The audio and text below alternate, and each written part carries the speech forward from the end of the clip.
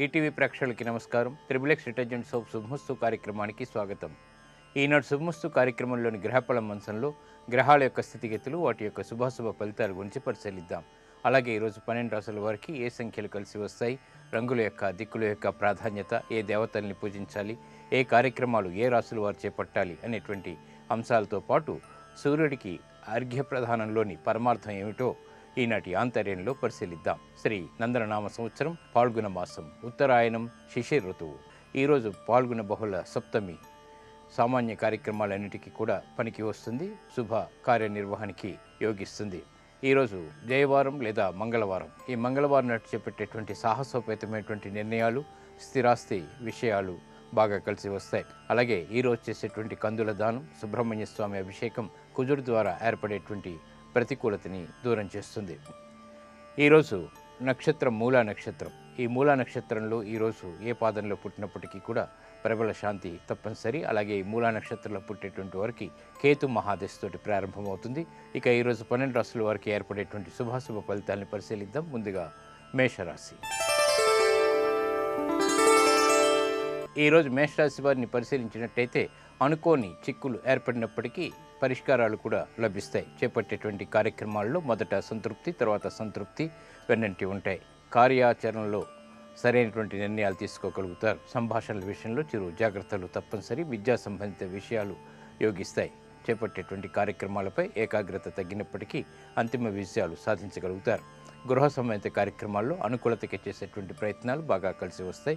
ఈరోజు మీ అదృష్ట సంఖ్య 6. తెలుపు వర్ణం ప్రశాంతతని పెంచుతుంది. తూర్పు దిక్కు ప్రయాణాలు శుభకరం. అనుకూల దైవం సుబ్రహ్మణ్య స్వామి. ఈరోజు మీరు సుబ్రహ్మణ్య స్వామిని దర్శించడం, స్వామికి అభిషేకాదులు నిర్వహించడం వంటి కార్యక్రమాలు ఆత్మస్థైర్యాన్ని పెంచుతాయి, కార్యాల్లో విజయాల్ని తెచ్చిపెడతాయి. ఆధ్యాత్మిక కార్యాలు, కార్యక్రమాలు ఈరోజు మీకు లాభిస్తాయి. ఈరోజు వృషభ రాశి వారిని పరిశీలించినట్టయితే లాభదాయకమైనటువంటి కార్యక్రమ నిర్వహణ అన్ని రంగాల వారికి కూడా చేకూరుతుంది. ఆదాయం పెరుగుతుంది. చేపట్టేటువంటి కార్యక్రమాలు ప్రోత్సాహాన్ని కలిగిస్తాయి. వృత్తిపరమైనటువంటి వ్యవహారాల్లో అభివృద్ధి చేకూరుతుంది. గృహ సంబంధిత కార్యక్రమాలు చక్కగా పూర్తి చేయగలుగుతారు. వ్యాపార విషయాల్లో కూడా అనుకూలత పెరుగుతుంది. సాధారణ విషయాల్లో కూడా నైపుణ్యం ప్రదర్శించి పేరు ప్రఖ్యాతులు సంపాదించుకోగలుగుతారు. గృహ సంబంధిత కార్యక్రమాలు అనుకూలిస్తాయి. ఈరోజు మీ అదృష్ట సంఖ్య 9. ఎరుపు వర్ణం ధైర్యాన్ని కలిగిస్తుంది. దక్షిణ దిశ ప్రయాణాలు శుభకరం. అనుకూల దైవం మహాకాళి. ఈరోజు మీరు మహాకాళి అమ్మవారిని దర్శించడం, అమ్మవారికి కుంకుమార్చన నిర్వహించడం వంటి కార్యక్రమాలు చక్కటి విజయాలను తెచ్చిపెడతాయి, ఆత్మస్థైర్యాన్ని పెంచుతాయి. స్థిరాస్తి విషయాలు, నిర్ణయాలు ఈరోజు మీకు లాభిస్తాయి. ఈరోజు మిథున రాశి వారిని పరిశీలించినట్టయితే ఉద్యోగ సంబంధిత ప్రయత్నాల్లో విలువైనటువంటి సమాచారాన్ని పొందగలుగుతారు. చేపట్టేటువంటి కార్యక్రమాలపై అతిశయోక్తితో కూడినటువంటి వార్తలు వింటారు. వృత్తిపరమైనటువంటి, వ్యాపారపరమైనటువంటి, ఉద్యోగ సంబంధిత వ్యవహారాల్లో అనుకూలత పెరుగుతుంది. ప్రాధాన్యతను సంతరించుకునేటువంటి కార్యక్రమ నిర్వహణ కొనసాగించగలుగుతారు. ఆదర్శవంతమైనటువంటి కార్యక్రమ నిర్వహణ కొనసాగించగలుగుతారు. పిల్లల ద్వారా ఆనందం లభిస్తుంది. ఈరోజు మీ అదృష్ట సంఖ్య 5. ఆకుపచ్చ వర్ణం రక్షణకు తోడ్పడుతుంది. ఉత్తర దిక్కు ప్రయాణాలు శుభకరం. అనుకూల దైవం ఈశ్వరుడు. ఈరోజు మీరు శివాలయాన్ని దర్శించడం, ఈశ్వరుడికి అభిషేకాదులు నిర్వహించడం వంటి కార్యక్రమాలు వ్యయ బృహస్పతి ద్వారా ఏర్పడేటువంటి వ్యయాన్ని నియంత్రింపచేస్తుంది, శుభ ఫలితాన్ని కలిగిస్తుంది.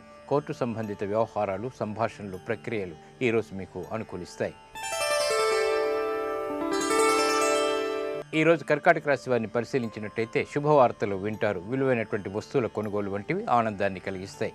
బంధువుల ద్వారా, మిత్రుల ద్వారా లబ్ధిని చేకూర్చుకునేటువంటి అవకాశాలు దగ్గరవుతాయి. దూర ప్రయాణాల ద్వారా ఆనందకర సంఘటనలు చోటు చేసుకుంటాయి. విలువైనటువంటి వస్తువుల సేకరణ కూడా చేయగలుగుతారు. విద్యా సంబంధిత విషయాలు యోగిస్తాయి.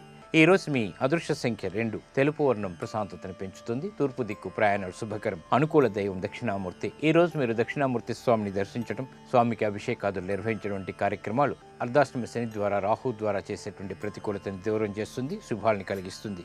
విద్యా సంబంధిత నూతన ప్రయత్నాలు ఈరోజు మీకు లాభిస్తాయి, ఆనందాన్ని కలిగిస్తాయి. ఈరోజు సింహరాశి వారిని పరిశీలించినట్టయితే ఆరోగ్య రక్షణ ఏర్పడుతుంది. చిరు సమస్యలు ఉన్నప్పటికీ పరిష్కారాలు కూడా వెన్నంటి ఉంటాయి. సాహసంతో కూడినటువంటి నిర్ణయాలకు ఉపక్రమించగలుగుతారు. స్థిరాస్తి విషయాల్లో ఆకస్మిక అనుకూలత పెరుగుతుంది. ప్రయాణాల విషయంలో జాగ్రత్తలు పాటించాలి. రాజకీయపరమైనటువంటి వ్యవహారాల్లో చిరు చుక్కెదురు పరిస్థితుల్ని అధిగమించాల్సినటువంటి ఆవశ్యకత కూడా చోటు చేసుకుంటుంది. గృహ సంబంధిత విషయాలు సామాన్యం, ప్రయాణాల విషయంలో జాగ్రత్తలు తప్పనిసరి. ఈ రోజు మీ అదృష్ట సంఖ్య 1. ఎరుపు వర్ణం ధైర్యాన్ని కలిగిస్తుంది. దక్షిణ దిశ ప్రయాణాలు శుభకరం. అనుకూల దైవం గణపతి. ఈ రోజు మీరు మహాగణపతిని పూజించడం ద్వారా విఘ్నాలు దూరం అవుతాయి. అష్టమ రవి కుజుల ద్వారా ఏర్పడేటువంటి ప్రతికూలతని ఎదుర్కోగలుగుతారు. నూతన ఒప్పందాలు ఈ రోజు మీకు అనుకూలిస్తాయి.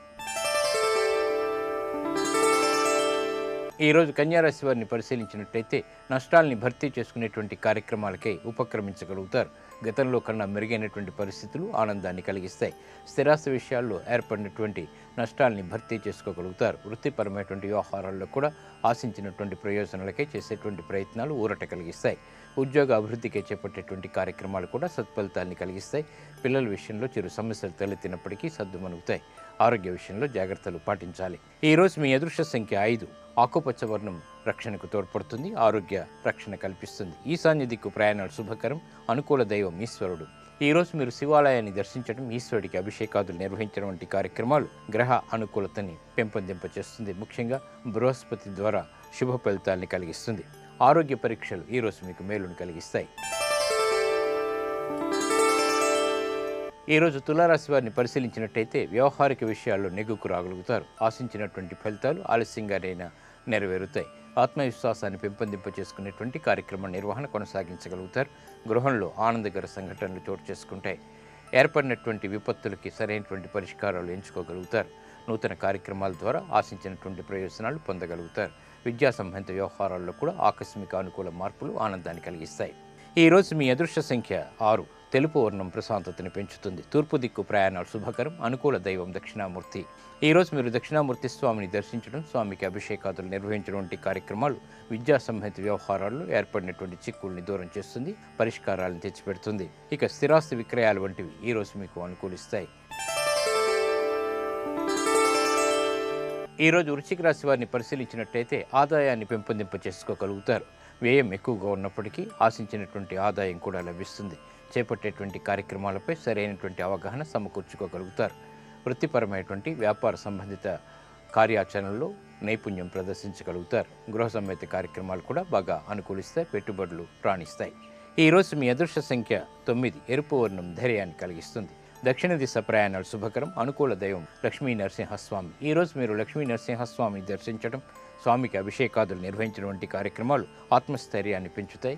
అధికారంతో కూడినటువంటి కార్యక్రమ నిర్వహణ కొనసాగించి విజయాలు చేజెక్కించుకోగలుగుతారు. విదేశీ సంబంధిత సంభాషణలు, ప్రక్రియలు, ప్రయాణాలు వంటివి ఈరోజు మీకు అనుకూలిస్తాయి.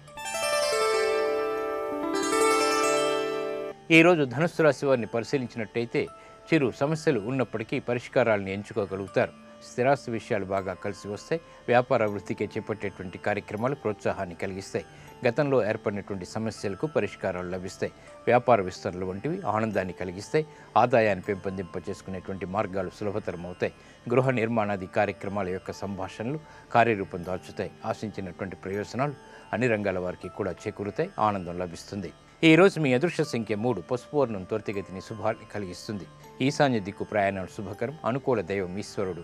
ఈ రోజు మీరు శివాలయాన్ని దర్శించడం, ఈశ్వరుడికి అభిషేకాదులు నిర్వహించడం వంటి కార్యక్రమాలు లాభస్థితిలో ఉండేటువంటి శని రాహుల ద్వారా ఆకస్మిక ప్రయోజనాల్ని కలిగించి విజయాన్ని తెచ్చిపెడతాయి. నూతన ఆర్థిక ప్రయత్నాలు ఈ రోజు మీకు అనుకూలిస్తాయి. ఈరోజు మకర రాశి వారిని పరిశీలించినట్టయితే వ్యాపార నిమిత్తమే చేపట్టేటువంటి కార్యక్రమాల్లో ఆదాయాన్ని పెంపొందింపచేసుకోగలుగుతారు. నూతన కార్యక్రమాల్ని అవలీలగా ప్రారంభించగలుగుతారు. మానసిక ధైర్యం పెరుగుతుంది. రాజకీయపరమైనటువంటి అంశాలు బాగా కలిసి వస్తాయి. స్థిరాస్తి విషయాల్లో కూడా అనుకూలత సంపాదించుకోగలుగుతారు. గృహ సంబంధిత కార్యక్రమాలు బాగా రాణిస్తాయి. చేపట్టేటువంటి కార్యక్రమాలపై ఆత్మస్థైర్యం పెరుగుతుంది. ఆత్మవిశ్వాసాన్ని పెంపొందింపచేసుకునేటువంటి కార్యక్రమ నిర్వహణ కూడా కొనసాగించగలుగుతారు. స్త్రీలు శుభవార్తలు వింటారు. ఈ రోజు మీ అదృష్ట సంఖ్య 2. ఆకుపచ్చ వర్ణం రక్షణకు తోడ్పడుతుంది. ఉత్తర దిక్కు ప్రయాణాలు శుభకరం. అనుకూల దైవం మహాకాళి. ఈ రోజు మీరు మహాకాళి అమ్మవారిని దర్శించడం, అమ్మవారికి కుంకుమార్చన నిర్వహించడం వంటి కార్యక్రమాలు ఆత్మస్థైర్యాన్ని పెంచుతాయి. కార్యాల్లో విజయాల్ని కలిగిస్తాయి. కోర్టు సంబంధిత వ్యవహారాలు, ప్రక్రియలు, సంభాషణలు, లావాదేవీలు ఈరోజు ఊరట కలిగిస్తాయి. ఈరోజు కుంభరాశి వారిని పరిశీలించినట్టయితే ఆదాయం వ్యయం సమాంతరంగా ఉంటుంది. చేపట్టేటువంటి కార్యక్రమాలపై విముఖత ఉన్నప్పటికీ కొనసాగించగలుగుతారు. కుటుంబ సఖ్యతని పెంపొందింపచేసుకోవడానికి చేసేటువంటి కార్యక్రమాలు అనుకూలిస్తాయి. గృహ సంబంధిత కార్యక్రమాల్లో ఆచితూచి తీసుకున్నటువంటి నిర్ణయాలు ఉపకరిస్తాయి. ఉద్యోగ సంబంధిత వ్యవహారాల్లో సరైనటువంటి నిర్ణయాలు తీసుకోలేకపోతారు. ఈరోజు మీ అదృష్ట సంఖ్య 6. తెలుపు వర్ణం ప్రశాంతతని కలిగిస్తుంది. ఆరోగ్య రక్షణకు తోడ్పడుతుంది. ఉత్తర దిక్కు ప్రయాణాలు శుభకరం. అనుకూల దైవం సుబ్రహ్మణ్య స్వామి. ఈరోజు మీరు సుబ్రహ్మణ్య స్వామిని దర్శించడం, స్వామికి అభిషేకాదులు నిర్వహించడం కార్యక్రమాలు మానసికమైనటువంటి ప్రశాంతతని పెంచుతుంది. గ్రహ ప్రతికూలతని దూరం చేస్తుంది. విజయాలను దగ్గర చేస్తుంది. ఉద్యోగ సంబంధిత నూతన నిర్ణయాలు ఈరోజు మీకు ఊరట కలిగిస్తాయి. ఈరోజు మీనరాశి వారిని పరిశీలించినట్టయితే ఆరోగ్య క్రమశిక్షణ లోపిస్తుంది. చేపట్టేటువంటి కార్యక్రమాల్లో అసంతృప్తి కొనసాగుతుంది. ప్రతి పనిని 1-2 సార్లు చేయవలసినటువంటి ఆవశ్యకత ఉంటుంది. శారీరక శ్రమ అధికంగా ఉంటుంది. విదేశీ వ్యవహారాల్లో కొంత సానుకూలత ఏర్పడుతుంది. ప్రయాణాల విషయంలో జాగ్రత్తలు పాటించాలి. ఈరోజు మీ అదృష్ట సంఖ్య 1. తెలుపు వర్ణం ప్రశాంతతను పెంచుతుంది. తూర్పు దిక్కు ప్రయాణాలు శుభకరం. అనుకూల దైవం మహాకాళి. ఈరోజు మీరు మహాకాళి అమ్మవారిని దర్శించడం, అమ్మవారికి కుంకుమార్చన నిర్వహించినటువంటి కార్యక్రమాలు అష్టమ శని రాహుల ద్వారా ఏర్పడేటువంటి ప్రతికూలతని దూరం చేస్తుంది. జన్మ కుజరవుల ద్వారా ఏర్పడేటువంటి ఆరోగ్య ప్రతికూలత నుంచి రక్షిస్తుంది. ఇక ఆధ్యాత్మిక కార్యక్రమాలు ఈరోజు మీకు అనుకూలిస్తాయి, ఆనందాన్ని కలిగిస్తాయి. నేటి నక్షత్ర యోగాన్ని పరిశీలిద్దాం. నేటి నక్షత్రం మూలా నక్షత్రం. దీని అధిదేవత నిరుతి. ఈ నక్షత్రాధిపతి కేతు. మూలా నక్షత్రంలో పుట్టేటువంటి వారికి కేతు మహాదశతోటి ప్రారంభమవుతుంది. ఏ పాదంలో పుట్టినప్పటికీ కేతు దశలో కొన్ని ప్రతికూలతలు ఏర్పడడం చాలా సహజం. కాబట్టి ఈ ప్రతికూలత దోష నివృత్తికై ఉలవల దానం, గణపతి హోమం వంటివి బాగా ఉపకరిస్తాయి. ఈ మూలా నక్షత్రంలో చేపట్టేటువంటి ప్రయాణాలు మంచి అనుకూలతని కలిగిస్తాయి. పట్టుదలతో కార్యక్రమ నిర్వహణ కొనసాగించేటువంటి ప్రయాణాలు బాగా ఉపకరిస్తాయి. ఇక వివాహ విషయానికి సంబంధించి ఈ మూలా నక్షత్రం వధువులది అయినప్పుడు పాదభేదం ఉన్నప్పటికీ కూడా ఇది యోగ్యత కలిగిస్తుంది. ఈ మూలా నక్షత్రంలో ధరించేటువంటి వైఢూర్య రత్నం కేతు ద్వారా ఏర్పడేటువంటి అతి ప్రతికూలతని దూరం చేస్తుంది.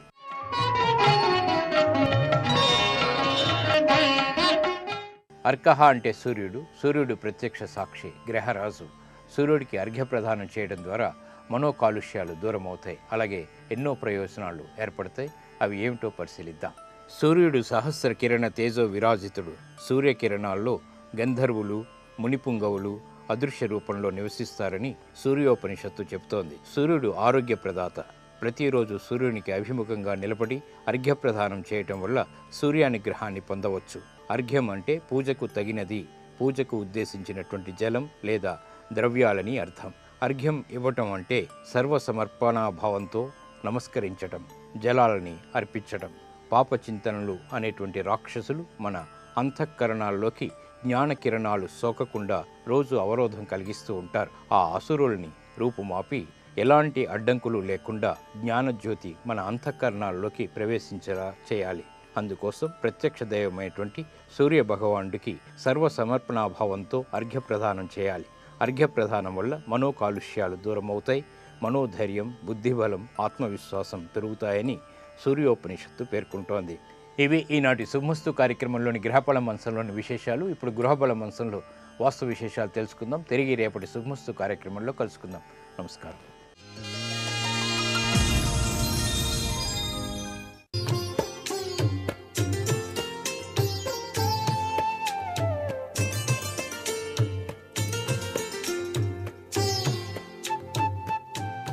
XXX డిటర్జెంట్ సోప్ శుభమస్తు కార్యక్రమంలో గృహబలం అంశానికి స్వాగతం. కలలు పండిన శుభవేళ చక్కటి గృహాన్ని నిర్మాణం చేసుకొని ఆ గృహానికి తమ యొక్క ఇంటి పేరుతో నిలయంగా వ్రాసుకునేటువంటి విధి విధానం ఒక్కొక్కసారి ఎటువంటి విపత్కర పరిస్థితుల్ని ఏర్పరుస్తుందో కూడా విశ్వతత్వరీత్యా ఆలోచించినట్లయితే విశ్వశక్తుల యొక్క ప్రభావం ఆ గృహం పైన కూడా పనిచేస్తుంది అనేటువంటి విషయాన్ని మనం ఇక్కడ గుర్తుపెట్టుకోవాలి. గృహాలు కట్టగానే సరిపోదు. ఆ గృహాలకి నామాలు పెట్టేటప్పుడు కూడా చాలామంది తమ ఇష్టం వచ్చిన రీతిలో ఆ నిలయానికి పేరు పెట్టేటువంటి విధి విధానం ఉంది. ఆ విధి విధానంలో కొన్ని సూత్రాలు పాటించకపోయినట్లయితే అనేక విధములైనటువంటి అపశృతులు వచ్చే సూచనలు ఉన్నాయి అనే విషయం కూడా ఇక్కడ వాస్తుశాస్త్రరీత్యా గమనించదగ్గటువంటి విశేషం. చాలామంది తమ యొక్క ఇంటి పేరు నిలయంగా పెట్టుకునేటువంటి విధి విధానం ఉంది. అది మాత్రం పనికిరాదు. ఎందుచేతనంటే ఆ వంశనామము యొక్క పేరు చనిపోయినటువంటి ఆ వంశీకుల యొక్క ప్రభావాలు ఆ ఇంటిపైన పనిచేయటానికి ఆస్కారం ఉంది. అంతేకాకుండా నదుల పేర్లు, సముద్రాల పేర్లు, పర్వతాల పేర్లు కూడాను ఎటువంటి పరిస్థితుల్లోనూ కూడాను ఇంటి నిలయాలకు పేర్లు పెట్టకూడదు. అలాగే క్షేత్రం పేరు వచ్చే విధంగా కూడా గృహాలకు నామాలు పెట్టకూడదు. ఎప్పుడూ కూడా దైవ సంబంధమైనటువంటి చక్కటి నామాలతో కూడినటువంటి పేర్లను గనక వాడినట్లయితే అది దివ్యవంతమైనటువంటి ప్రభావాన్ని ఆ గృహానికి కలిగిస్తుంది అనేటువంటి విషయాన్ని వాస్తుశాస్త్రరీత్యా ప్రతి ఒక్కరూ కూడా గమనించాలి. అలాగే ఇంటి ప్రాంగణంలో ఖాళీ స్థలంలో శిలా విగ్రహాన్ని ఏర్పరిచినప్పటికీ కూడా ఆ విగ్రహం మీ యొక్క ఇంటి యొక్క సింహద్వారానికి ఎదురుగా మాత్రం ఉండటానికి వీలు లేదు అనే విషయాన్ని కూడా గుర్తుపెట్టుకోవాలి. అలాగే మీ ఇంట్లో వాళ్ళు స్వర్గప్రాప్తి చెందిన వారి యొక్క ఫోటోలు గనక ఉన్నట్లయితే ఆ ఫోటోలను ఇంటిలో దక్షిణ గోడకు మాత్రమే తగిలించాలి. ఇది వాస్తుశాస్త్రరీత్యా చాలా ముఖ్యమైనటువంటి విషయం. దక్షిణ దిశ యమస్థానానికి సంబంధించింది కాబట్టి ఇంటిలో ఆనందకరమైనటువంటి వ్యక్తులందరూ కూడా కుటుంబంతో సహా కలిసి నవ్వుతూ దిగినటువంటి ఫోటోను మీరు హాలులో నైరుతి మూల చక్కగా గోడకు తగిలించుకోవచ్చు.